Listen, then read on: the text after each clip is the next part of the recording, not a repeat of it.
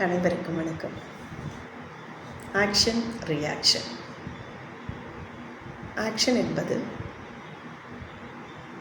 நாம் என்ன காண்கிறோமோ, கேட்கிறோமோ, உணர்ந்து கொள்கிறோமோ அதை அப்படியே உள்ளது உள்ளபடியே அங்கீகரிப்பது ஆக்ஷன்.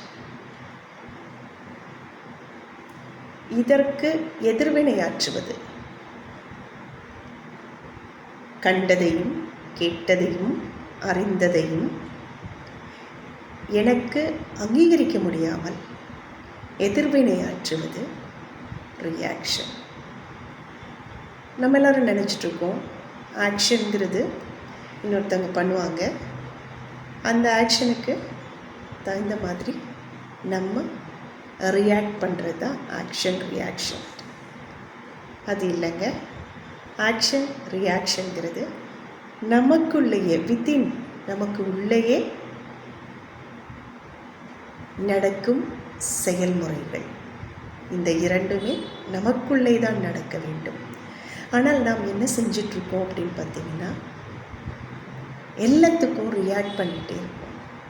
என்ன பார்க்குறோமோ, என்ன கேட்குறோமோ, என்ன உணர்றோமோ, நமக்கு பிடிக்கலன்னா அதுக்கு எதிர்வினையாக நம்ம நம்மளோட ஹேபிட்டை நம்ம வளர்த்திக்கிட்டே இருப்போம்.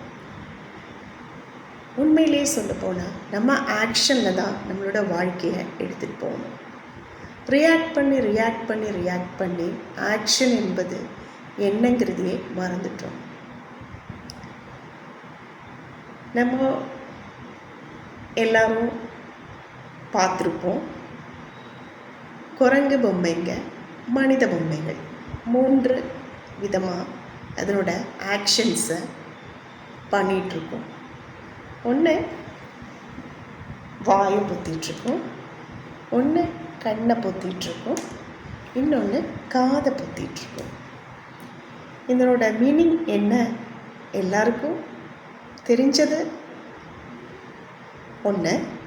ஆனால் இதனோட உண்மையான பொருள் என்ன அப்படின்னு பார்த்தீங்கன்னா, தேவையானதை தான் நம்ம பேசணும், தேவையானதை தான் நம்ம பார்க்கணும், தேவையானதை தான் நம்ம கேட்கணும்.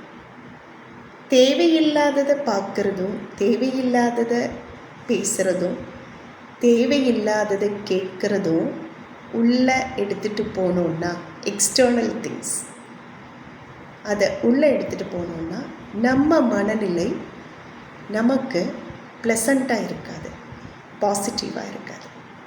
அதனால் எப்போவுமே ஆக்ஷனில் வாழ பழகிக்கோங்க.